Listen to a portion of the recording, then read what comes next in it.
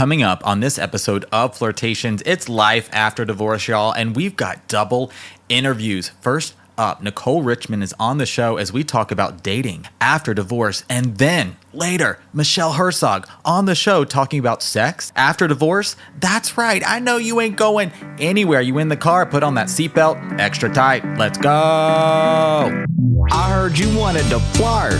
I heard you wanted to flirt. I heard you wanted to flirt. Hello, my name is Benjamin. I'm the flirt coach and a gay Libra. Everyone has an inner flirt. Hey, flirty. Live, laugh, flirt. Work the flirt. Work the flirt. Delulu is the Salulu. Expert on the flirt. Hey, flirty. There's always another flirt. Everyone has an inner flirt. Get out of your head and into the flirt. Welcome to this episode of Flirtations. We are here with Nicole Richmond. This is one that has been so hotly and highly requested, dating after divorce. Nicole, welcome to the show. Hey, hi. Thanks for having me. Thank you. Yeah, thank you so much for being here. Please tell the flirties, and I'd love to learn more myself just about you and who you are, your story, and how you came to be a coach. Oh my goodness. Okay. How much time do you have? No.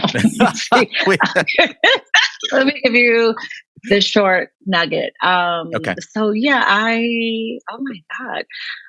I moved to Switzerland 20 years ago with my then boyfriend, now ex-husband. And that's where this whole kind of life trajectory took me. Before, my background was in fashion. I've worked at some of like the big names, top luxury brands. I studied fashion. I was always working in and around the fashion industry. So I kind of moved here. It was like a joke. I moved to Switzerland and retired at the tender age of 28. So I came here, did the whole, fairy tale wedding, marriage, life, and life was good. And, until it wasn't. And then I had this nightmare of a hell divorce. And that changed me. And so, it was a complete like kind of breakdown, phoenix rising from the ashes kind of thing. And then I just thought how, that experience was there for a reason. I believe things happen to you for a reason. Yep. So I said there was something that I needed to learn and something, there were lessons, many, many lessons around my divorce and all that. So when I was, I picked up the pieces and was on the other side of it, I decided to combine my passions, which are fashion and style, astrology. And then I had this newfound passion for, helping women, because I found out through this process that, I was not the only one going through this. Yeah. I'm not the only person to have gotten a divorce. And I found there were so many, especially here I am in Switzerland, there was like a stigma around divorce and no one really talked about it, even though like 50% of marriages are ending in divorce. So it was like, obviously, there are people, there's a community, there's a need. So just kind of filling my own void, I started writing and blogging about the divorce and what was going on. And I started, I just started meeting people. And then the common kind of thread was, "Oh, you look so nice. We never knew that you were going through divorce." And I'm like, well, what am I supposed to look like when I was going through divorce? I'm out of the house. So I put myself together and I'm putting, so I kind of put all those things together, style, astrology, and then just this passion for helping women on the other side, because like my motto is your marriage ended, not your life. And, the best is yet to come. So yeah. That's how I got to where I am today.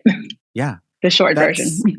Oh, so good. I mean, I have so many questions, and I love how you took this experience that could have broken you down, and then taking those pieces and then building up this brand new foundation and a brand new life. It sounds like a complete reinvention of yourself. Yeah. I think I'm on Nicole 4.0 at this point. I love it. Yes, there's been many reinventions, but yeah. Isn't it so much fun to reinvent yourself, though? There's so much. It is. I love it. I'm here for it. I'm here for the reinventions and the evolution. Yeah, definitely. I did too. And so now I'm actually going to go ahead and stray from my question a little bit, because now one that's coming up is like one thing I love talking about on Flirtations is Mm. this process of reinvention, but also change and transition, and how it can be a little bit messy, and embracing the messiness as someone that's very much in a transition right now, kind of going into my next, like, I don't know, maybe I'm on version 2 or 3.0, maybe Benjamin 3.0. I don't know, perhaps something like that. And so how to sort of in this space of change and transition, embracing some of the messiness. Oh yeah, there's lots of mess. And it's part of the process. And if you Yeah. try to gloss over it and try to skip over it, it just prolongs it, Mm. because you have to go through it. Like you really can't avoid it. Yeah. And it doesn't have to be super, super messy, but there is a little mess involved. And I have a little plaque that I bought actually when I was still living in the States, but I brought it here and it's in a frame and it says like all change is preceded by chaos. Because this is like a chaos on the outside, is a chaos on the inside. And it's kind of like this. Yeah, change is messy, but you have to get through it and you can't avoid it. And I think the difficulties that people face, they don't want to go through that little messy bit. They don't want to get dirty, but you have to. Yeah, I think when you fall down, there's something down there that you're meant to see, find, or discover. And that's why you're down there. So if you just can I know it's definitely hindsight is 2020, but it's like if you can kind of, you're like, okay, this is something I'm supposed to learn something. If you can kind of like look at it from that lens, like this is happening. I'm experiencing this for a reason. And if you can kind of just still yourself and figure out what that reason is, it can kind of help the mess get less messy, and it can kind of push you through it a little bit faster than if you fight against it, I think. Yeah.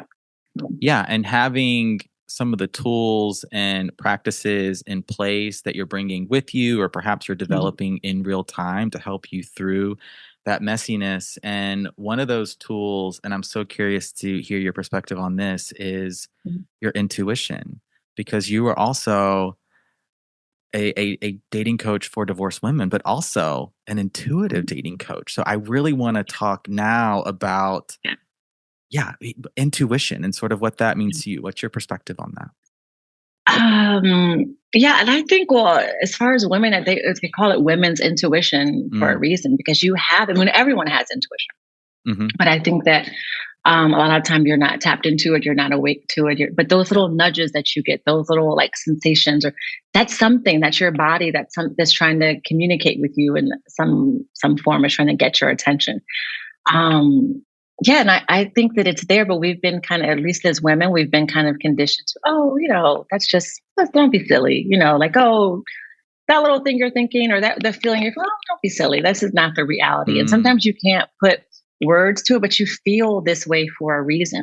Yeah, if you learn to listen to it and hone into it, it leads you and it kind of guides you. And you already it know. Does. So your intuition. Kind of such a powerful self-teacher. And now, because I get this question sometimes, and so I definitely wanted to ask it today, is how you can distinguish that gut feeling of intuition from anxiety. Or are they sort of one and the same? Sort of how can you untangle, like, oh, is this just a moment of anxiety? Or like I'm sort of overthinking, now I'm in my head, I'm having sort of that, sort of out of body experience where my nervous system is going into that what is happening state? Or is this my intuition, like, oh, something ain't right, something's off here? Yeah. Well, I kind of feel, and sometimes it's definitely difficult to differentiate the two, but I kind of like your intuition is very subtle. It's going to be that quiet little nudge, like that little, like, and that's why you can miss it, because it's quiet. I think anxiety is loud. Anxiety is like, kind of like frantic. You can't see me. I mean, the viewers won't, the listeners won't be able to see me with all my hand motions. Just some hand motions here. But I think that is loud. And I think that's the anxiety. But your intuition is kind of subtle, and it's kind of that like little whisper, like, so I feel if that makes any sense, like your anxiety might be a little louder and your intuition is just going to be quiet. And it's going to be there, but you can miss it in the instant if you're not tuned in, if you don't know how to quiet yourself down and listen to it, because the intuition doesn't shout. The anxiety is kind of loud. So I think that's the difference. Yeah. I agree. And one thing that can help too, so the intuition is more subtle, it's more quiet. It's in that space where you can sort of quiet your mind and settle down versus the anxiety being more loud. And also I like to differentiate the two, whereas where your intuition is more consistent and the anxiety is more of a response. So like you saw the WhatsApp notifications or settings change. Were you already feeling like something wasn't quite right? Or are you just now thinking that because you observed something and now you're in your head moving into all these assumptions, what ifs, what is going on, trying to answer the questions you're now asking yourself? Exactly. And creating a story. Yes. Yeah. We're so good at that. Creating these blockbuster stories in our heads and our give me the crown. I will. Exactly. Right. We can write a novel, best-selling novel in an instant. It's like we got to one thing and it's like, oh, this is it. And you run off and yes. And Benjamin the Overthinker. That's my autobiography. And sometimes that's not the case. But I like that.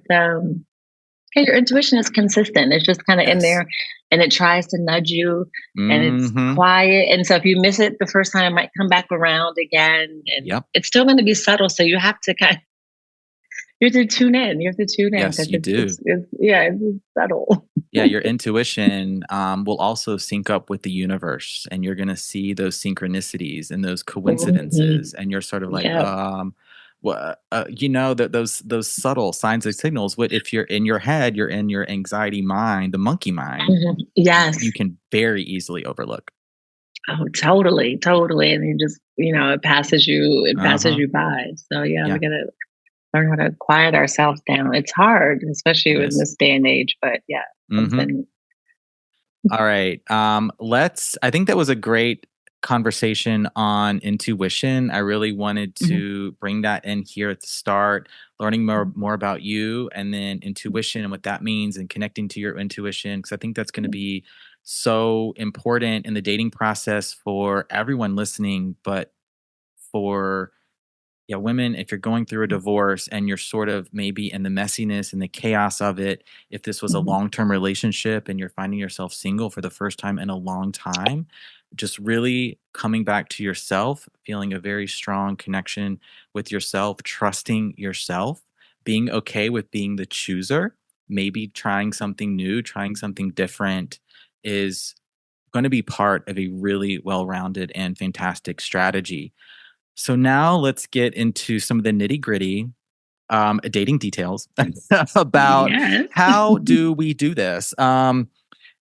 And okay, I'm going to ask. All right, no, I don't want to ask the big one yet. The one that like everyone asked on Flirtstagram. No, I'm not going to ask it yet.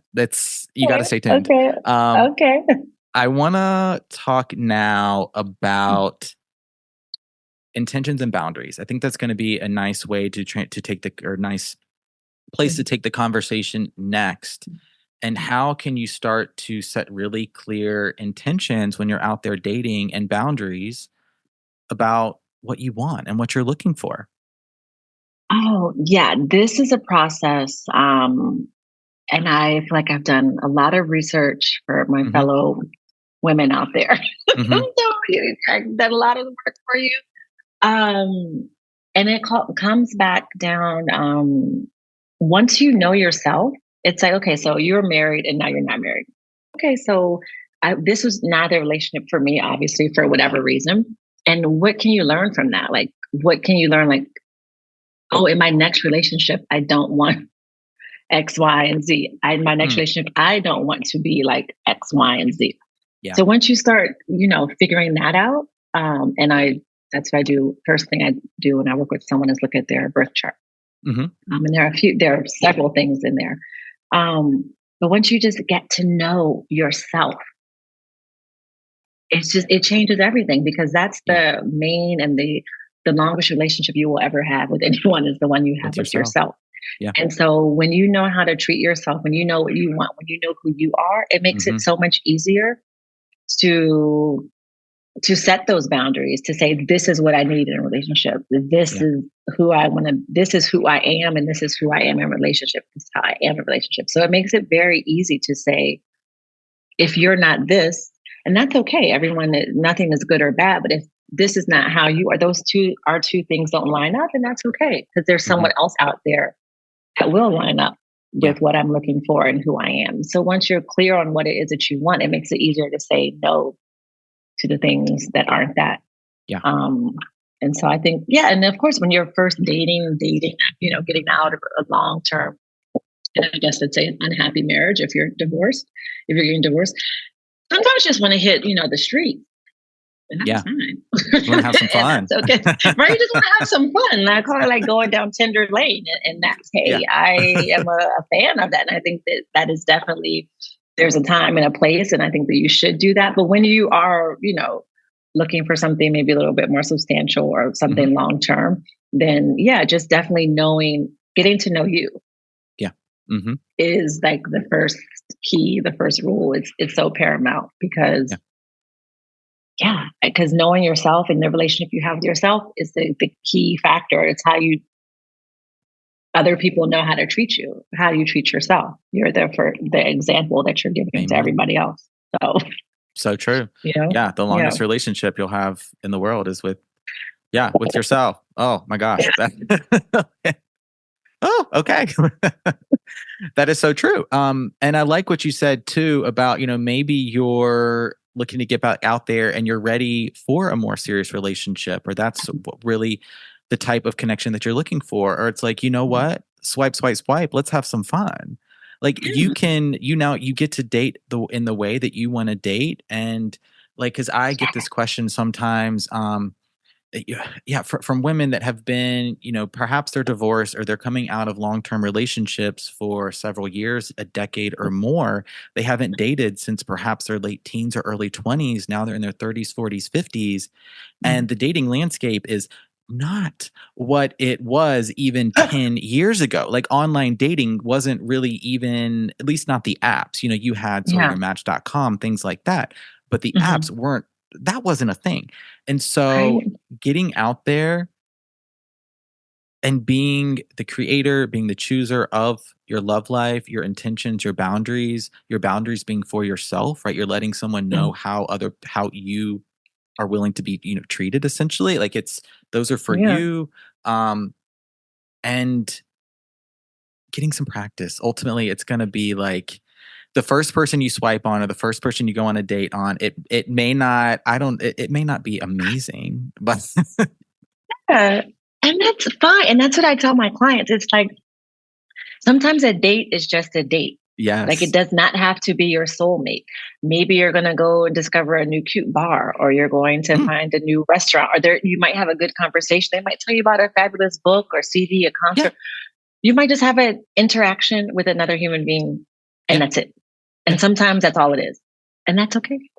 Yeah. And that's okay. It's like, take the pressure off. It's not, every date is not going to be spectacular. It's not going to lead to your next husband or your next long-term. It's just an interaction with another person. If you're coming out of like a long-term relationship or unhappy marriage, sometimes that's what you just kind of need, a little human interaction, a little, as long as, they're nice and respectable and you can have a conversation with them. Sometimes that's all it is. It's just two people that are meeting and sharing that moment. And that's it. And don't make it more than what it is. It's just, sometimes it's just a date. Yeah.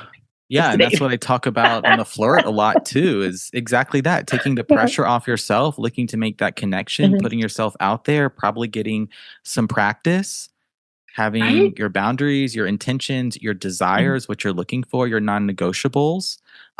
Sometimes I find is just if you haven't had a lot of dating experience recently, this tendency to settle a little bit or kind of get lost in the minutia, sort of the details of, they didn't text back for 2 hours kind of thing. Well, let's look at sort of the bigger picture, the pattern, how you're feeling, connecting to your intuition. Is this connection serving you? Are you putting forth your energy into someone that is giving that energy back to you? And let's answer some of those bigger questions and looking at some of those finer details, which are going to be important, but not getting lost in those only. Yeah, no, definitely. And I think as women, sometimes you're just like, okay, and you're worried and you're stressed out and will you like me? And I'm like, let's flip that. Screw that. Will you like him? Yes. How about that? Why don't we, like, why don't we change that narrative? And it's like you said, sometimes you need practice. It's kind of like a job interview. And not that you should make your date an interview that you're just sitting down asking, questions. But it's like sometimes, having some ownership and authority, like you said, be the chooser. Like this person kind of has to impress me too. You're not just there to be like selected, like from a buffet. Like, does he like me? Like, do you like him? Yeah. You have the, the autonomy and the agency to say, exactly. I didn't really like him. We went out, I thought, we matched and we met up. But you know what? Actually, this wasn't, it wasn't for me. And that's fine. And you can say that. But I think that some people, especially after divorce, you get kind of like, oh, maybe this is my last chance. Okay, so this guy likes me, and okay, I'm just gonna settle. And I'm like, settling is for dust. I don't know. No, no, it's not. We're not. Why? We're not doing that. We already had one unhappy marriage. We're not going to start dating and be unhappy. Like that is not. No, settling is not on the table, and not at all. Not at all. Part of that is going to mean, and we can talk about this now. Is certainly when you get out there and you're going on dates, it's possible that it doesn't work out. You get the text or the phone call. Look, I'm not feeling the connection. I don't wish to continue seeing one another. But flip that, and you're going to be turning some people away too. You're going to be sending some of those texts and, for lack of better words, rejecting some people. And so just knowing that you have, like, you get to do that too. If you are not feeling it, like, this is not a cool girl, let's be the nice girl, like nice woman kind of situation. Keep it moving, like that's. Yeah, exactly. You totally have agency and are not. And I definitely feel like in this day and age, especially with like, online dating and people, a lot of people connecting that way, people take certain liberties, especially like messaging, and they can be, vulgar, and it's like, and I love this lady, and people come and it's like, would you say that to someone in person? If you were in the grocery store, would you say that to someone? If you were walking in a bar, would you say that? And if you wouldn't say that to someone in person, then you shouldn't be saying it to them in text message. And you don't have to even, and like for that, I counsel my clients. I'm like, just unmatch with them and delete them and block them. Like, you don't even have to tolerate that. But I feel like sometimes that women, we've been like kind of tricked into thinking it's just scarcity. There are no good men. There are no, and so it's like, oh, we take this. Okay, that was that was an off comment, but okay, maybe it's lost in the translation or it's lost in text. It's not lost. No, I mean, people will try to say something crazy or off the cuff or off color to see what they can get away with, to see if what you're going to say, and it's like, and you don't have to accept any of that. It's like, no, if someone came to you in person and said that, you would walk away. So you can do the same thing online. Just because you're online doesn't mean you have to engage with, things like that. So that's one way to filter out the riffraff quickly. I am so glad. Yes, you said that. And not to entertain conversations or dates or connections that are going to use that kind of language and then, be vulgar or be disrespectful and then come back, but I was just joking, right? Like, didn't mean that. Sorry. But then just kidding. Just kidding. No, like, you're, in all likelihood, if you're on the apps, you're probably going to encounter that guy. For sure. Multiple times. Deleting, right? Certainly unmatching if it's a match. Like, that is like really having a zero tolerance policy for that kind of stuff. And it might get difficult when you're doing some of that rejecting and you feel like your dating pool is getting smaller, but it's not about quantity over quality. It's not the quality, because you're just looking for one. Essentially, maybe you're just looking for one. So you want to make your dating pool as small as you can be. You want to get rid of like the trash. You want to throw the trash out of your pool, little plastic bags and little cigarette butts and all those other things floating around. You want to get that out so you can focus on the quality matches. I started the scraps. You're like, you want to get, you're like, let's clean. Where's the little net? Let's clean out the pool. Where's my broom? Yeah, exactly.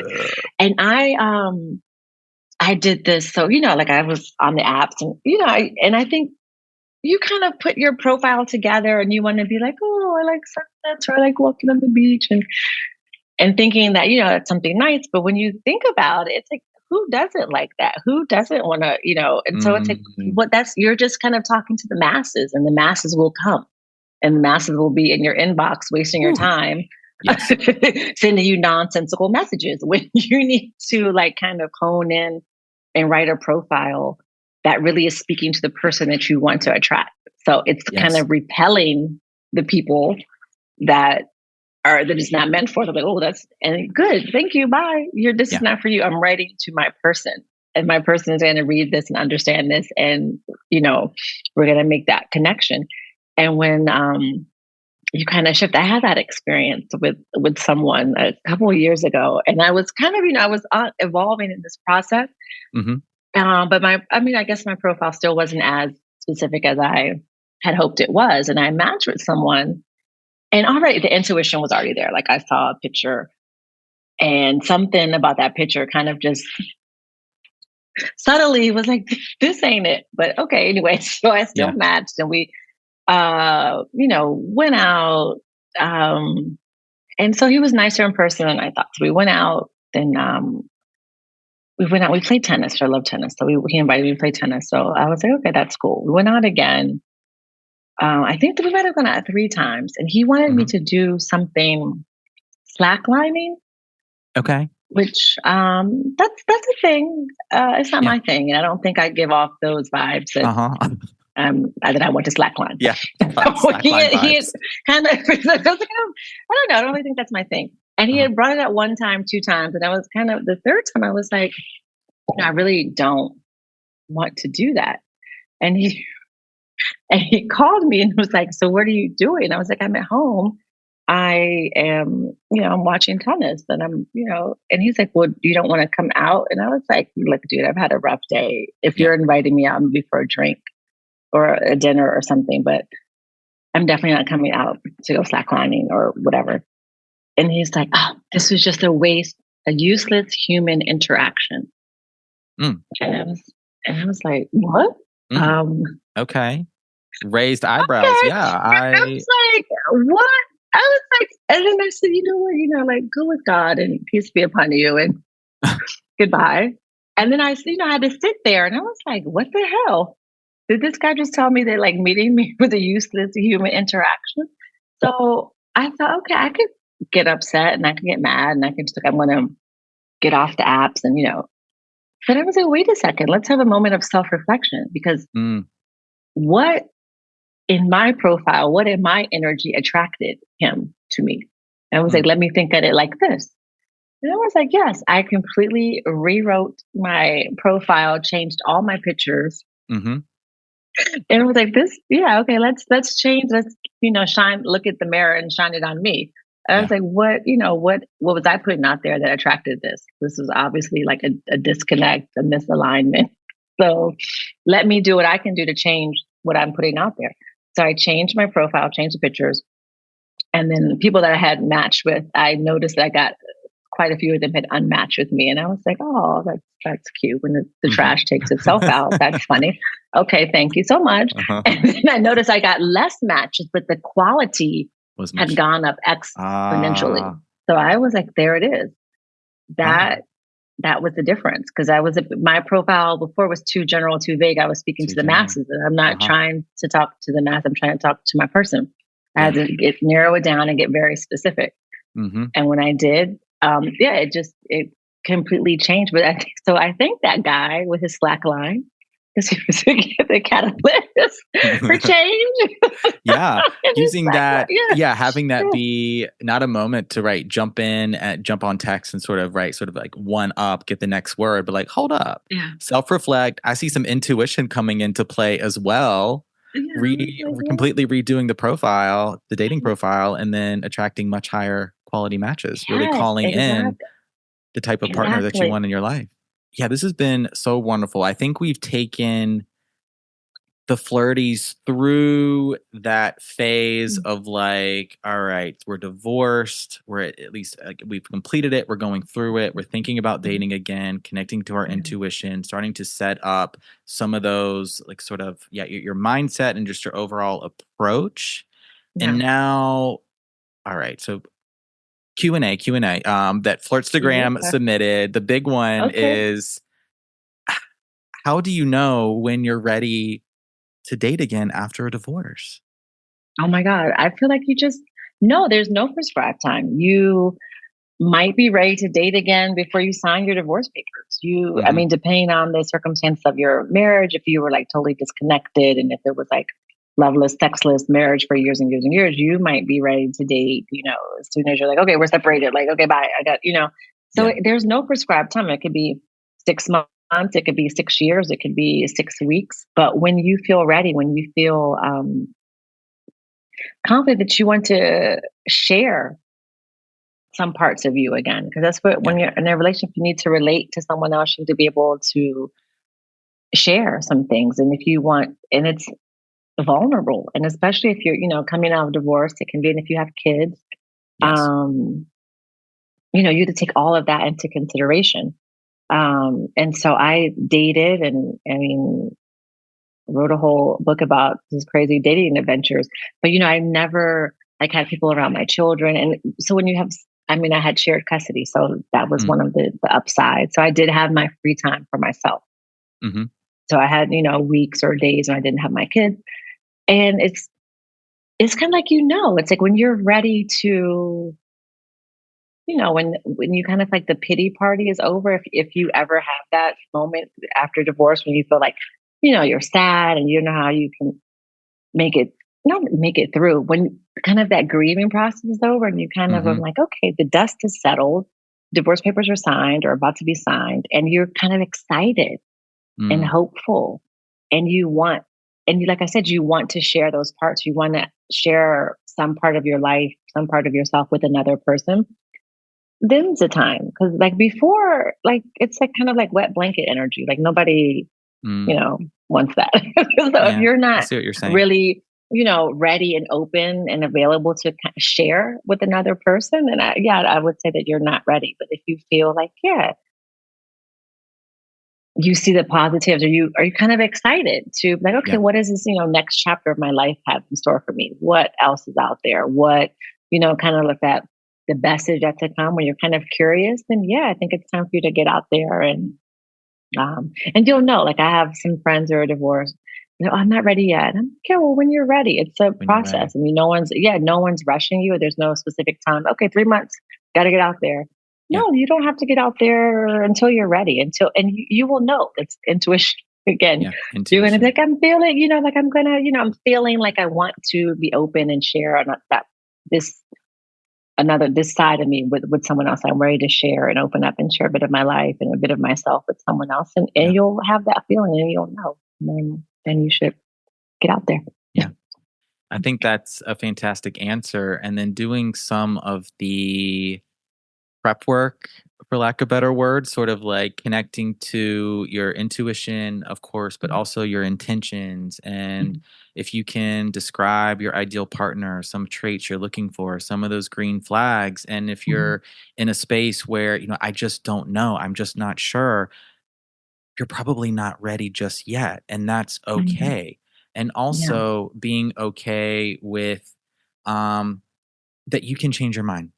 Right. If you get out there, you make a dating profile, you swipe, you get some matches, maybe even go on that date, and you're like, you know what? I thought I was ready. I'm not ready. Yeah. You get to change your mind as well. Like exactly, you have total agency. Yeah, you have total agency over the process, and you get to decide. Like you can set it up, go on a date. Oh my God, I wasn't ready. I thought I was ready, and now this is too much. This is overwhelming, or I don't want to do it. And you can totally decide. But definitely, there's lots of prep work. Yeah, there's some prep work. Don't just go from the signing of divorce papers to the internet to Yeah. the dating apps. There's some prep work, and like I say, self-reflection, because at the end, no matter what, if you ask for the divorce or if your spouse asked for a divorce, the marriage ended, so there was some a failure or breakdown, and it normally takes two to tango. So a little bit of self-reflection on what my part or your part in the relationship, the demise of the relationship, is good. It's useful because it's like, okay, so this is what happened in this relationship, and that didn't really work out that great for me. So maybe going forward, I'm going to do something different, I'm going to do something. Not that you're going to change yourself, but if you can just kind of learn the lessons from what didn't work. Sure. Or knowing that you need, because I love it when people, when I get clients and everyone, you ask them what they're looking for, and it's always like these physical characteristics, like tall, dark, and handsome, or 6'5", or makes X amount of dollars, and all those things that are so irrelevant when you are relating with someone, when you want to be in connection and kind of alignment with someone. And it's like, what kind of values do you want them to have? Like what kind, what kind of energy, how do you want to feel around them? Like those are the things I want you to write down. And those are the things, because, your looks can come and go. And the height, over 30, you start shrinking anyway. So whatever. So those things, those superficial things are, that's not what's going to make a long term and a long sustainable relationship. And then it's like when you start breaking down the qualities that you want in someone, and the way that you want to feel in your next relationship, like the way, if it's safe, if it's secure, if it's supported, if it's, and looking for someone that has those qualities, those kind of values, versus, I want someone, a finance bro that is 6'5" and, drives a Mercedes. Like, right. But what is that? And, what is the value? How does that, make you feel?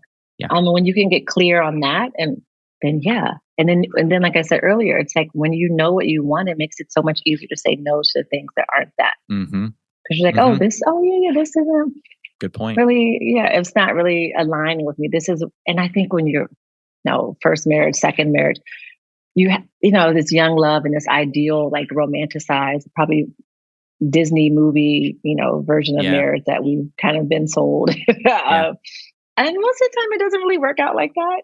So if you can, if you can really sit down and like just reflect and think, that's my main thing, is how you want to feel in the relationship. I think that is such a good indicator of how you want to feel, how you want to make your partner feel. And then you, and then you can go from there and have those intentions, and you're looking through that lens versus, I want, them to make six figures and be this tall and drive this kind of car and blah, blah, blah, blah. Because, in the grand scheme of things, looking, more so creating the connection in the relationship where you're going to feel connected, safe, valued, and then looking for their qualities and personality traits and all of those things as well, looking beyond sort of the superficial. Definitely be important. I've got, all right, just a few more questions. This one from Flirtagram. So, and I've gotten this one before it seems like every Flirt Friday I do my Q&A. I get a version of this question is like, I just made a match with a guy. Like I'm super interested. Seems cool, but he just got out of a divorce or is going through one. He's post-separation, but it's not finalized yet. But I like him. He's cute. He's responsive. What do I do? I know. Honestly, men and women are two different. It's just been my experience and what I would advise anyone that I'm working with. So I like to divorce in like a good 2 years post-divorce. 2 years post-divorce, living on their own, or not, they could have kids, whatever, not living with their ex in any shape or form, adjacent to them, sharing a bedroom, sharing a hallway, fully, properly separated, separate dwellings, like 2 years, because it's so, yeah, I feel like it's messy. I mean, well, if you're looking for a long-term situation, something longer and sustainable. If it's just fun, something fun, then that's none of your concern, really. As long as but if you're looking to build something longer and sustainable, a good year. I mean, 2 years to be on the safer side, but a good year out, because sometimes the men don't always do their self-reflecting and then kind of just jump right in. That part, big time. So there's like a little less self-reflection on the male side. Yeah, and it's accepting some of the constraints if they are still cohabitating, right? It's not finalized. So he's still very much active in the divorce process. Do you want to sort of tangentially be a part of that? And then to your point, he's not going to have had the time to do that inner work and the self-reflection to really be far enough removed from that relationship to see, okay, what, like to your point earlier, I was a part of this as well. What do I need to do differently? What can I heal and grow from?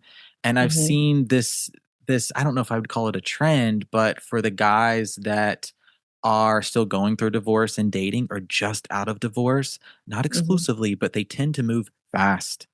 Very bad. They are looking, they want another partner and marriage, a wife right away. And that is why they're dating. And that cannot be like, it's not really about you at that point. It's more like, I don't want to be alone. And it's just like, be alone. So much alone. He needs to be alone to reflect and do his inner work. And unfortunately, a lot of men don't do that. And that is definitely the trend. And there are statistics that men move on much quicker than women. They're remarried, they're have a girlfriend or remarried, or much, much, much, much faster than women are. Because the women are out here reflecting or just holding up, thinking they're not ready or they're not good enough or they're not. And men, they're like, the divorce ink is not even signed and they're like in the next relationship. And so, to avoid, because it's not the rebound. I'm not saying that you can't meet someone relatively quickly after you get divorced, but it's just like the odds are that it's going to last and be something sustainable are not really in your favor. So a year out from divorce, because it's still that messy process of, and then if it's not finished, they could go back to their wife and then you're caught up into something. Yeah, so there's so many loose ends. Volatile pieces flying around that are I'm standing firm on my year 18 months out from divorce. I think that's good advice. And of course, there's always exception. Your story Definitely. could be the exception, but there's options. There's like, it's like, there's he's not the only man. He's not the only man out there. No, he's not. He's not the only one. Yeah. And I just like to avoid the mess, because that's messy. The mess. That just seems like extra mess, and I don't. I'm making to keep it real clean these days. Like this sounds like chaotic and drama filled and messy, and I just want to stay away from it. So it's like not into that. So give them time to self-reflect. If you meet and you're like, okay, let's circle back, I think everyone needs that time to just kind of self-reflect and just take a beat, take a pause. I think so too. I mean, it's certainly he could be, like if he's just finalized the divorce, but they've been in that phase, separation to divorce, for a long, long time, perhaps years, there could be some of those intangible details that come into play for sure, but sort of that normal sort of quote unquote pathway to divorce, right? If it's like, he needs a little bit of time. He needs some time to find himself, is what he needs. Exactly. All right. I gotta ask this one. This is from Flirtstagram, and one I get very regularly too is, you're a single mom dating and divorced, how can you balance some of those responsibilities, some of those questions? When do I introduce perhaps a date to my kids? Like, working through some of those questions. I'd love to offer the flirties some discussion there. Yeah, that's actually a good question. And for me, it was always, like I said, I have joint custody of my kids, and now it's 1 week, 1 week. So I did my dating on my off days, and those are my days, and those are like non-negotiables. I was available. Like I had this 1 week, and I would usually here a good night to go out is a Thursday night, Wednesdays and Thursdays. So that's when I kind of like to go out on my dates. And it was, you're not coming to my house, you're not picking me up, you're not meeting my kids. We're not there yet. And I honestly hadn't really introduced anyone because I was like, I don't want to have a constant parade of people coming through it, because then that's also like kind of traumatic for your kids because they've already had to had the separation with their father or the other parent, and then if you're dating constantly, introducing them to random people, then they say, oh, where's such and such, and then that person's gone. So I just took it on myself that I wasn't going to do that. But I think if you think it's serious and then it warrants meeting their kids, I think just to do it something casual, because it's going to be awkward no matter what, right? It's going to be a little bit, this is kind of, strange and, and different, but to make it something like, not at the house, like, I don't know, go for something like an ice cream or kind of like bump into each other, at a park or getting ice cream or something where it's casual, where you can interact with your kids, depending on how old they are, can be free to kind of roam around and do something. You're not like fixed at like a big dinner table and you have to sit there and, go through this kind of, not that it would be awkward, but it probably will be awkward. So, kind of count for some awkward moments. So doing something that is a little bit more free form.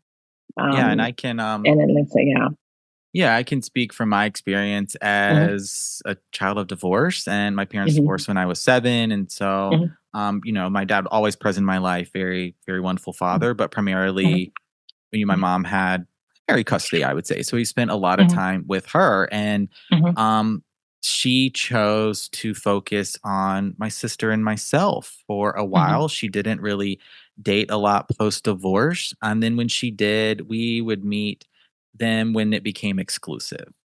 Right. So it was like, there's at least that long-term potential is there. And we would do, like a pool day, if maybe he had a pool or an apartment with a pool, or we go to the water park, like you said, something outside, something where there was activity.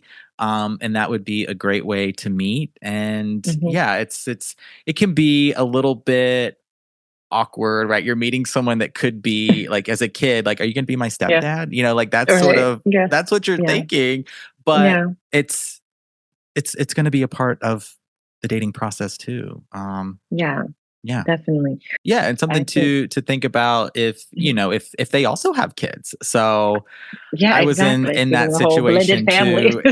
So you do like, you do the play date thing, you meet the other kids kind of thing. But something that my mom would do that I feel that was really helpful is she would sit down and with me and my sister and really kind of have a somewhat adult conversation. Like, look, I've been talking to this person. This is his name.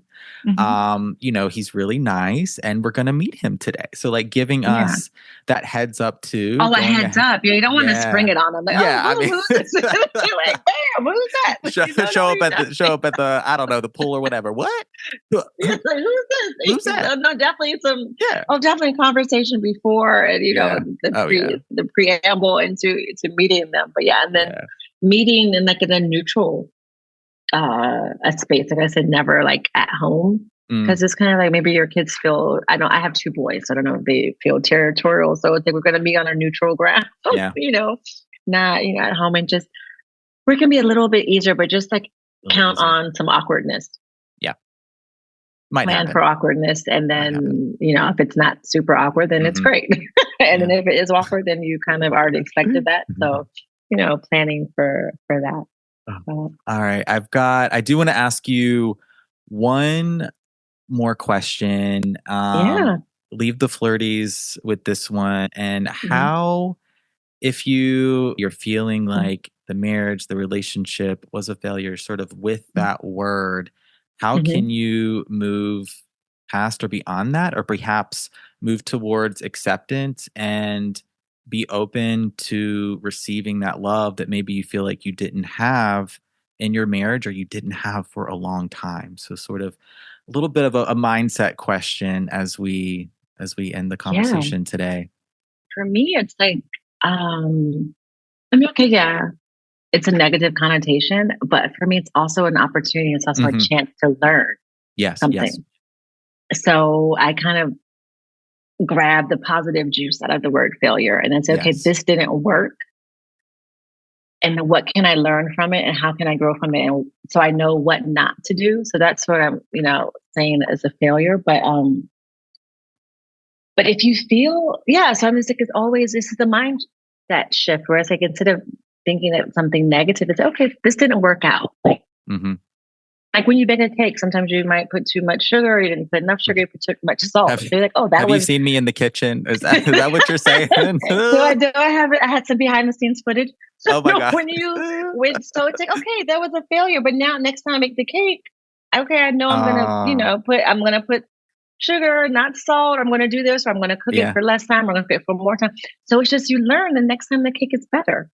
yeah. So it's just a learning process. It's all I think everything, all the experiences, all the things that happen are here to teach us something. So if you kind of can just get out of like, oh, this woe is me. Well, why is this happening to me? And think of why this is happening for me because I'm supposed to Mm, be learning something or I'm supposed to mm, be, and there's something, a little nugget. It might be a very, very small nugget. But there's something here for me to learn and there's something for me to grow. And then, um, from this experience, and as you grow as a person and as you get to know yourself and you do all these things, you're going to meet that person and you're going to hopefully align, and that's what I work with, always back to astrology and your mhm, intuition. But there's all of this stuff is in your chart, mhm. from your moon placement to your Venus sign, all these things. And when you start to know these things, I mean, and I mean it's phenomenal. I look at my kids' charts and I tell them about it. If I had known that before, like wow. So I'm like, it's just the more you know, right? The It's more like you know. the more you Yeah. know. And it's just like I tell my clients, it's like a GPS. I call it GPS of your soul, your Mm, birth chart.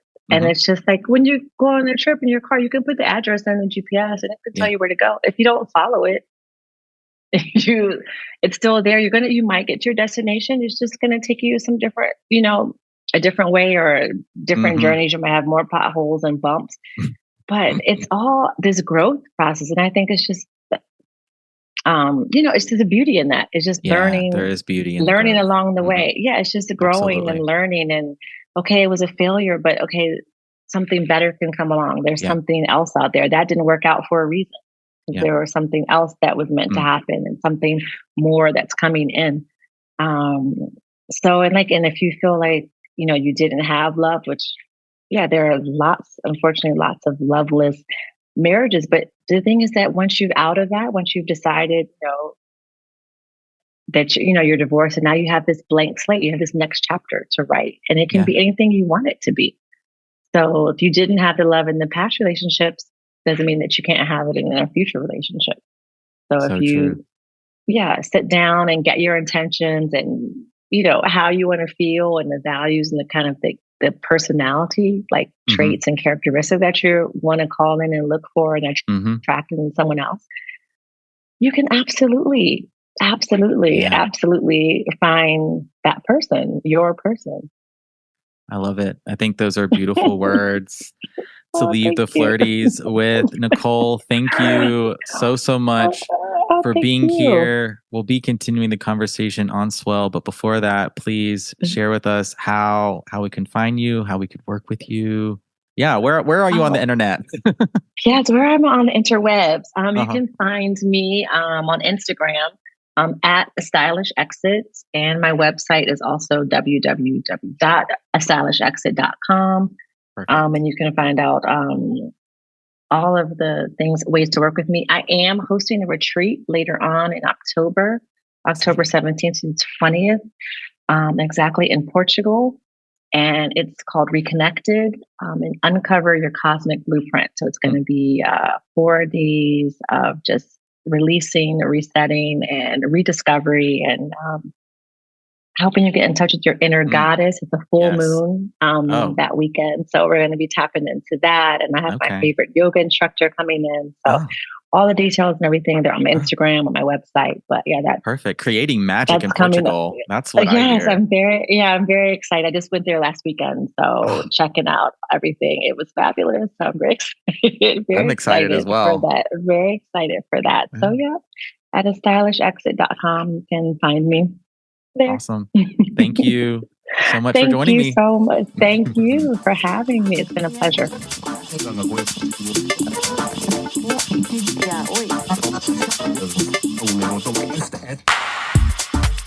What do you think, y'all? Nicole Richmond dating after divorce, but we are not done yet. Up next, we're going to meet Michelle Herzog as we talk about sex after divorce. Let's get into it right away. Let's meet Michelle. All right, flirties, this episode is not done just yet. No way. We talked about dating after divorce, but now we're going to be talking about sex after divorce with Michelle Herzog. Welcome to the show. Thank you for having me. Yes. Thank you for being so excited to be here. Yeah. I know. A part of this very, one of my most just hotly requested topics, dating after divorce. So I think we had a beautiful conversation with Nicole, and now getting into some of the nitty-gritty details about sex. So I just want to open it up. Please tell the flirties a little bit more about yourself and how you got into this crazy world of coaching. Yes, I know. Crazy world. So I've actually been a relationship and sex therapist for 12 years. So I am a therapist, and I've specialized in helping couples and individuals, improve their sex lives. And I also worked with singles who were dating and struggling with dating. And I found that I really liked that work. So that's how I became a dating coach. So I actually leverage my therapy skills and use them to help people in their dating lives. I also had a pretty terrible experience dating myself for several years. And I really understand what that's like for folks. So that's how I became a coach. So coach, therapist, sexuality, everything. It's all part of what I do and who I am as a professional. Yeah. So good. And this is a common story for a lot of coaches and just practitioners in this space too, bringing a lot of our own experience. And it's like, hey, we didn't necessarily see the voices or the perspectives or the resources we were looking for. Let us create it. Let's do it. Yes, absolutely. Absolutely. And the coaching model works a lot better for me and my personality because I can be really direct and give very specific feedback. Yeah. In therapy, you have to process everything. Yeah. Which is great. And that's fine. And people do need that. And I find that for me, coaching is just a much more all right, short term, let's get you to where you want to go. And then fly, really fly. So same. I love the coaching model so much. I'm a trained coach myself. I don't talk about that, but yeah. You should. I know, I really should. And I love it. It's so much about, it's about the stages of change and levels of awareness and meeting someone where they're at and approaching things with a beginner's mind and really helping people move through those places of resistance where you're feeling stuck, you're having the blocks, and giving people those actionable strategies, those strategies of implementation. But okay, let's move. People want to be told what to do. Yeah. Right. They want to be told what to do. Sometimes, and as a therapist, you can't really do that. No, you can, but my therapy clients, I'm like, hey, I can't tell you what to do here, and I'm not actually going to tell you what to do, but let's look at what your options are. Yeah. I feel like in the coaching space, you can be a little more directive around that, which I think helps people kind of move along a little quicker. Yeah, I agree. Because also in coaching, it's I recognize where my strengths and where my training, Yeah. like where that exists. And so I don't treat, diagnose, or prescribe. I know where the limitations are with what I'm able to do, but I can acknowledge sort of kind of air quotes here what a therapist would do, sort of what a professional in that realm would help you with. Acknowledge that. Don't want to say, like none of that, whatever may be going on with your mental health or trauma or something like that Right. doesn't exist, but being able to look at it with a little bit of a different lens and offer some different strategies. Absolutely. Oh, okay. Tangent to start. I love it when we get on a Tangent. roll like that. Me Yes. too. Okay.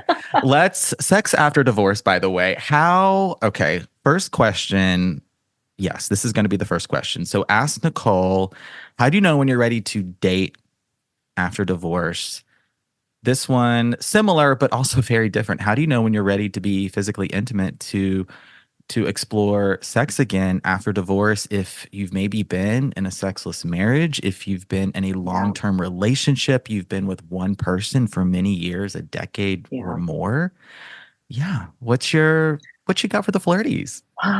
That's a big question, Mm-hmm. and one that probably stresses a lot of people out if they're in that situation. Mm-hmm. So something I would first recommend is if you were in a sexless marriage and you were the person who was, well, I guess it really doesn't matter whether you were the person who wanted to have sex and like wasn't having it, or you were the person who didn't want to have sex. I think it's really important to unpack and understand how your relationship got there in the first place, because that's just part of the grieving process, right? And you can do that in therapy, and I would recommend doing that in therapy. How did my marriage or how did my long-term relationship get to this place where we weren't having sex? What happened? What did I contribute to that? What did my partner maybe contribute to that? Because there's two people in this situation. It's not just one person's fault over the other. And it's really understanding the dynamics there. And then when it comes to, having sex again after being in something for such a long time, I do really think it's important to evaluate what your values are in that situation. So I think for some people, they want to like rip the Band-Aid off and just go for it, right? Yeah. They're like, I just want to like get this over with and like get it out of my system, so to speak. Those are things I've heard people say. And I think that that's totally valid. And then there are other people who are going to want to take their time, especially if they haven't been in our current modern dating culture. Yeah. Like if they haven't experienced this, I think it's going to be kind of like a culture shock a little bit with using apps and interacting with folks. So really understanding what your values, your limits, your boundaries are so that you can behave accordingly, right? I think that's really going to help someone determine when they're ready to be to be sexual. And the reality is like there's no real like timeline, it's like whatever timeline works for you as well. Yeah, I think that's a great answer. And I hear this a similar perspective as well, where it's if you've dated or you're just getting into the dating world again and you've never been on the apps, and it's like, Benjamin, like this is not dating as I remember it when I got into my relationship or I got into my marriage. This is a completely different world. And so, knowing who you are, your values, what you're looking for, your boundaries, all these are going to be very important. And I want to come back to boundaries specifically. If you could talk and taking your time too, right? That there's no prescribed pace that you have to go at. And this came up in the first interview too, where it's like, if you maybe are getting your feet wet a little bit, having some fun, looking to explore, and then you're like, wait, hold up. Actually, I'm not quite ready. I need to take a step back. Do that, right? Like you get to put yourself out there and still decide, ooh, not quite ready. So I want to hear from you a little bit more about boundaries, because I think that's going to be really important to the flirty listening about, am I getting back out there? Yeah, no, absolutely. Boundaries are important for like everyone, whether you were like divorced and coming back or you're just dating. Like boundaries are so critical. And I find sexual boundaries to be extremely critical because we aren't really taught a lot of this stuff like ever. Mm-hmm. We have social media now, and we have really great people out there teaching about sex and healthy sex and relationships and things like that. But really understanding what it is that you need to feel safe, secure, and supported to be sexual with another person is critical. Yeah. So if you're someone who's like dipping your toe in and then you're like, ooh, wait, like this doesn't feel good, check in with yourself. Like, what about that doesn't feel good? And then communicate it. That's the other piece, right? Yes. Like we can have a boundary, but we've got to communicate that boundary, because the other person is just going to like fill in the gaps with whatever assumptions they have. Yeah. And we don't want to do that. We want to be so clear, right? So if it's, you know, I thought I was ready to move this relationship into the next phase, I'm actually realizing that I'm not there yet. So I just wanted to let you know, I hope to get there, but it's just not where I'm at right now. Yeah. And I was, as you were sharing that, the word that was coming to mind was like the big C word, communicate and communication. And so I want to spend a little bit more time with that. And if you are finding yourself in an intimate situation, a physical, you're looking to have a little bit of fun. Yes. The clothes are coming off. And this is maybe the first person you've been with in a long time. How can you start to communicate what some of those boundaries and what some of those needs and even desires are? Is it saying, I like this. Ooh, let's try that. I don't like that. If you have maybe been in the role of, or you haven't had a lot of sex recently. So I want to, what are some words, phrases that could be used? Well, in a perfect world, you have this conversation before your clothes start coming. Oh, but that's that makes sense. That's in a perfect world. So let's assume the perfect world does not exist. Okay. So if you're, getting like hot and heavy and like clothes are starting to come off and you're starting to like get in your head, like, oh my gosh, like what's about to happen? I think it's really, it's okay to, in that moment, slow things down. You can even say like, hey, I need to slow down, and you can lay there with each other for a few minutes and just say, can we talk about, what's about to maybe happen here? I haven't had sex in a while. It's okay to say that. Like, I haven't had sex in a while, or, I haven't had sex with a new partner yet. It's okay to say that too. And I'm realizing that there are parts of me that you don't know about. There are parts of my body you don't know about. There are parts of your body I don't know about. So can we just like quickly talk about like what's on the table and what's off the table? I just want to be really clear about that. The other reason why I like that kind of like packaging of it, like what's on the table, what's off the table, is that we also get to learn what's pleasurable and what's not pleasurable. Yeah. Because we don't typically focus on pleasure a lot when we're being sexual. We're like focused on orgasm. Yeah. As like successful sex. So I really think communicating that, oh, and by the way, this is really what I like, can be really helpful too. Yeah.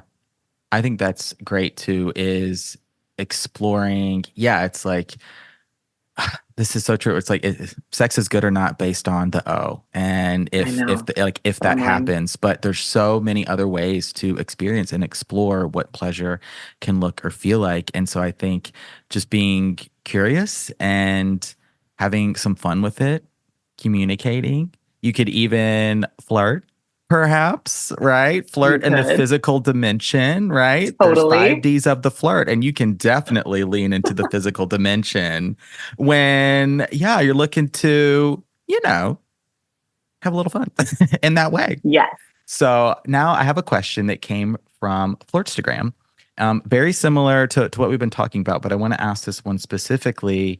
If your number one concern is physical safety, if you're maybe getting out of a relationship or you have some history there of trauma or perhaps abuse, and so how definitely doing some of the work with a therapist or another professional, I think, is going to be super, super helpful and impactful. But got this question, think it's super important, wanted to ask it here today, how you can start to build that safety and trust with a new partner. Yes. So that is such an amazing question. I'm glad that person asked this. So first of all, please go to therapy. There are excellent trauma therapists available. Maybe someone who specializes in something called EMDR therapy, which is really great for trauma. Someone who does something called sensory motor therapy. These kind of therapies really help you get connected to your body and can help you build safety in your body. So I think that's step one if you're not already in a trauma-informed like therapy modality. So if you are, that's fantastic. And if you're dating, I really think it's important that you date slowly. Okay. So dating apps can be overwhelming and there can be a lot of information coming at you at once and a lot of messages and, you know, all of that. And you have to like all of a sudden figure out how to discern between like what, like this person over here who might be good and this person over here who I don't know, but they're like asking me to go out tomorrow. You know, there's a lot that can happen. So I would take it very slow. I would be on one dating app. I would only talk to one or two people at a time so that your nervous system isn't overwhelmed and so that you can really discern who is safe and who is not. Okay. Does that make sense? I love it, especially if you are already bringing some experiences, a story into your dating life where your guard is up and you're already on alert, not to overwhelm yourself with being on multiple apps, with trying to multi-date. And now you're talking to multiple people and you went on a date with this person and date with this person. And now this person is maybe looking to get intimate more quickly. It's like, ooh, let's slow it on down. There is absolutely no rush whatsoever.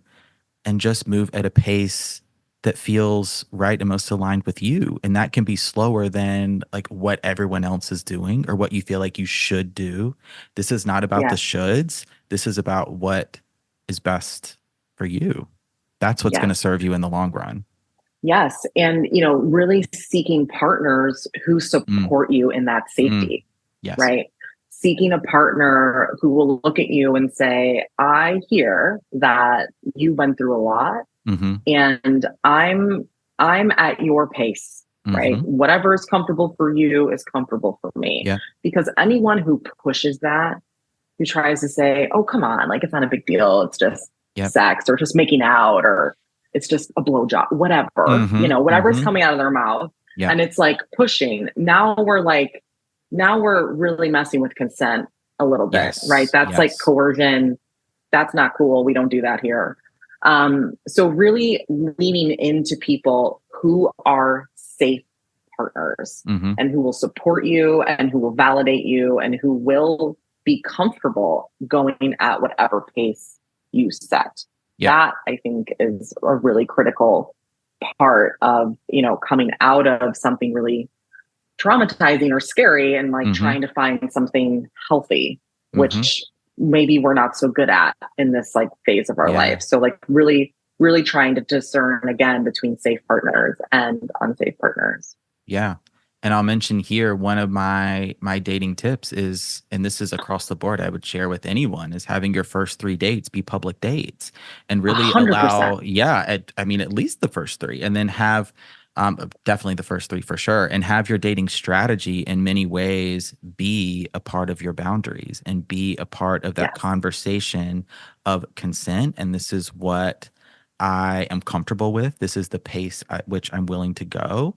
You get to have your dating strategy do a lot of the work for you rather than necessarily always feeling like you have to communicate clearly. That's going to be important for sure too. But your strategy and your pace can do a lot of the work too. So that's going to be an important part of this. And no self-abandoning. No. Right? Like we can have the strategy, we can have the boundaries, but if you self-abandon and like throw them out the window, then the strategy is not going to work for you. Right? Keep that trust bond with yourself. Yes. Yes. That's going to be super, super important. And now I want to ask, we chatted a little bit before hitting record and want to talk about the STD conversation or part of this. So if you haven't been tested in a very long time, you're maybe what do I do? Like, you're nervous about having Yeah. that conversation, asking your doctor. I know even for me, it's like whenever I make that just a regular routine screen, it's a part of my annual physical. And I'm like, "Ugh, why am I clamming up about this? Where's all the shame coming I from? know. Society, Yeah. you Oh asshole, my gosh. society. Yes. I know. So true. I know. It's so true. So a couple of things. Sexual health is health. So Mm, everyone, if you're listening to this, please get STI tested regularly because people lie. So that's just, or people don't yeah. know, right? People could like be carrying something and have zero symptoms and not know. And it's so important that you are protecting your sexual health. Okay.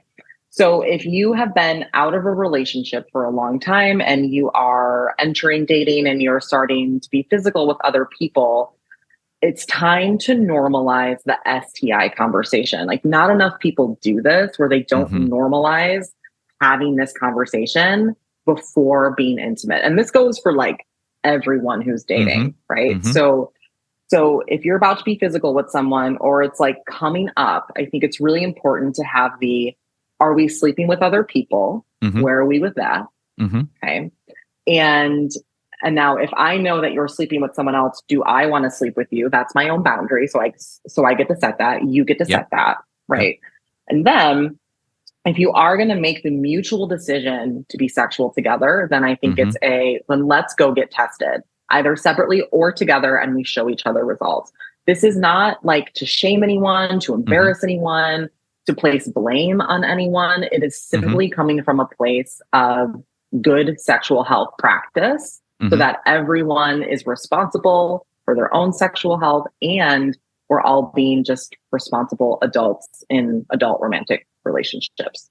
Yeah. So that's my take on that. There's anything else to add? Yeah.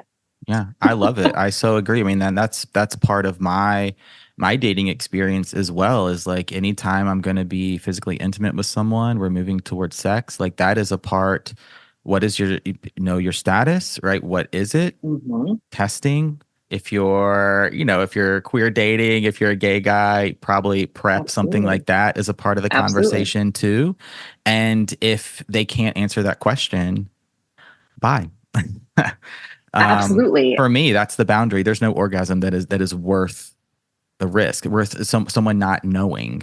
It's too important. It's way too important. And there are some like red flag like comments that I think people really need to be like on the lookout for, right? So like saying things like, well, I don't like to wear condoms. Mm-hmm. I find that to be a very big red flag. Like, especially if you never had sex with that person before. Mm-hmm. It's okay that you don't like condoms, but Sure. condoms should be like necessary, just to make sure everyone's being protected. Right. Or even things like, oh, I got tested last month. It's like, great, can I see your results? And they're like, oh yeah, I'll give them to you. And like, they like never show up. Like, Yeah. These are people that we don't want to be sexual with, because now they're showing us parts of themselves that maybe we can't fully trust and that they're not going to hold our sexual health with care. And that is so important. Yeah. And taking those, because I don't know that I've ever seen physical results. Yeah, I usually. Oh, are you going to see them now? I hope so. I don't know. I take their word for it, but I do. But also taking those measures to protect myself too. So regardless, if someone is saying, yes, these are my results, these are when I was tested, these are the precautions I'm taking. Okay, I can still take those extra precautions and safeguards for myself as well. Yeah. Could be PrEP. Something like that. Could be condoms. It could be navigating that conversation around consent, what you want to do, what you feel comfortable doing. Not all sex has to be insertive sex. There are so many ways, going back earlier to the conversation, to experience and explore pleasure. So you get to have so many things on the table and allow that to be part of this conversation around boundaries, communicating where you're at and all that good stuff too. So okay, I'm glad we talked about that. And now I wanted to ask, this one is kind of an interesting question. I wanted to get your perspective on it. Is do you feel like someone's views on sex and intimacy may change post divorce, or like what might happen if you are coming out of a sexless marriage, or you've been with one person, right? Your early 20s, maybe you're now in your 30s, 40s, and you're getting back out there, starting to date again, even have sex again. How does someone's views change, or do they? I think that really depends on the person and what Yeah. maybe happened in the marriage, Okay. or like what happened in the long-term relationship. So Mhm. just to give you, I think, a very like clear example, like if you were in a marriage in which infidelity happened Mhm. Mm. and you are the person who was cheated on, and now you're like exiting the relationship and you're out into the dating scene, you might be carrying some trust issues, and you might have Okay. some ideas or some scripts now about, how people treat sex and whether they're trustworthy or, not. And Yeah. so I do think it really does depend on the context. In my view, because I've been a sex therapist for so long and I talk to people about this in like coaching, Mhm. in my view, I am a firm believer that our sexuality, our views of sexuality can expand. Okay. And so like the positive side of me wants to say, yes, people can expand their view of sexuality, and they can have a really healthy relationship and connection to their sexuality, especially if it was subdued or if it was shut down or if it was ignored or if it was devalued, right? Because I mean, I've seen that in couples therapy for years, Yeah. So I know what can happen inside of a long-term relationship when it comes to sex. But I am a firm believer that you can expand your sexual views in a way that is positive and aligns with sexual values. Yeah. I'm trying to think if there's more. Yeah, I think that's good. Okay. Yeah. Because I was thinking about the person that is just, and I'm sure is listening to this episode, that has not had sex or experienced that physical pleasure in perhaps a really, really long Long time. time. Yeah.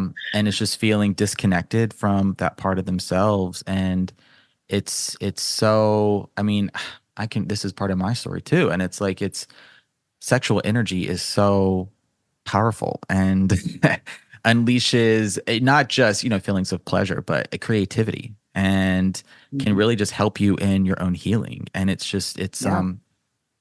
healing in itself in many ways. And so if you were, having sex in one way, right, one position, the same two positions, right, forever and ever and ever, it was like 5-10 minutes or whatever, just dry, nothing there.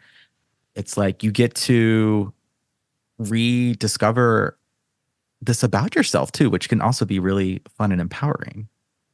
Oh, 100%. And Yeah. that's, I think, one of the big opportunities that people have when they leave a long-term relationship, right? Yeah. They get to see what else is out there. They get to see different versions of themselves. Yep. They get to explore and expand, right? This is growth. Like, this is what we want. We want people to grow throughout our lives, like throughout our lifetime. And this is one of those moments where you can really leverage the opportunity. As sad as maybe, the reason of being out of it is, you still have a big opportunity here to expand upon yourself. Yeah. And if you were in a sexless marriage, I'm so sorry. Like, that is devastating for so many reasons, but it doesn't have to be that way. It doesn't have to be that way. Yeah. And whether it was mutual perhaps, or you were the one that just wasn't feeling sexual or didn't want to connect in that way, it could have been your partner, your spouse, whomever. Yeah. It's like starting to let go and release from that experience. And so I have one more question, and this is something I talk about in the flirt, and that is about expectations. And so how can the flirties manage their expectations of, you're getting back out there, you've hooked up, you've had the sex, and it was okay. right? Or maybe it was like so good, and now you're like, oh, I have to maintain that level again. Yeah. I want that again. And so I wanna round out the conversation here talking about expectations and how we can manage them. Yeah. So I'll share a little anecdote with you. My husband is also a therapist. We met online. It can still happen. And he says, and every time he says this to me, I'm like, whatever. He says, expectations lead to disappointments. And I'm like, okay, fine. Yeah, true. I mean, it's true. So I think it's natural to expect things. Sure. You know, I think it's natural to like build up a fantasy about how something might be. But I really think it's important to recognize that when we have expectations, it takes us out of the here and now. It takes us out of the present, right? Yeah. So I would try your hardest to really just focus on being present with someone and how things feel. You know, it's okay if the first time you have sex with a new partner is, that's okay. You two are totally new to each other. You know nothing really about each other, about your bodies and what you like. You might not even know what you like, right? So this is really where sexual communication comes in and is really important. And in order to be a really good sexual communicator, you need to know you as a sexual person so that you can actually verbalize that to someone else from a place of confidence, right? Yeah. So if it was, it's okay, it doesn't mean that that's going to be like that always. It doesn't mean that it's not a good fit. It doesn't mean that they don't like you or, you know, whatever stories are being built up in your head. So I would say try to your hardest, not focus on the expectations, but really focus on the here and now, and then communicating if things are not what you maybe thought they would be, or maybe you want them to be a little differently, then you have to explore that as a conversation and as an option to even see if it's possible. Yeah. And I don't know why I'm feeling a car reference is coming to mind. Like, I don't, you know, like you have, I'm just going to go with it. You have a car that's been in the garage for a while and you're getting it out of the garage. You know what? We got to love the car. We might have to put some gas in it. We got to learn it again. Right. We want to like check the speedometer and stuff. Like, oh, how are we going to drive this car? Like that's, I don't know. That's just a car reference for me. That's so random, but that's what was coming to mind. Like it. And so, you get to. I like it. You got to learn how to drive the car. Might need some like waxing, you know. Yeah. You need to be like waxed in like certain areas. Yeah. Little attention. But all the while, I love you, car. Yeah. Not to self-abandon and love yourself through it all. Self-compassion, patience. All of that is going to help with the expectations piece for sure. Absolutely. Oh my gosh. Michelle, thank you so much for being a part of this episode in the Flirt community. Please tell the Flirties more about, how they can find you, where you live on the internet, and work with you. Oh, yeah. So I live on the internet on Instagram at Dating with Michelle. What is it? Underscore? I had a... at the end, there is an underscore. Dating with Michelle underscore. And my website is datingwithmichelle.com.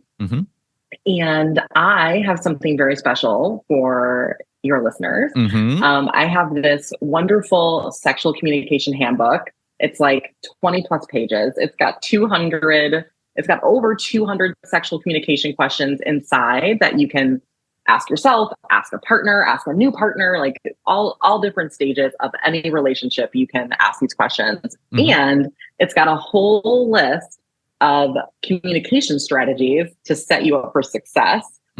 So please steal my therapy skills and apply them to your relationship. So I will give that to you. You can find that at datingwithmichelle.com/flirt, especially for the flirties here. So good. And all will be linked in the show notes. Please, y'all, grab that freebie. That is a really, really good offer. Thank you so much. You're so welcome. So happy to give it to you guys. Yeah. It'll be good. All right, flirties. That's going to do it, Michelle. Thanks again for being part of the show. Thank you. It's great to be here.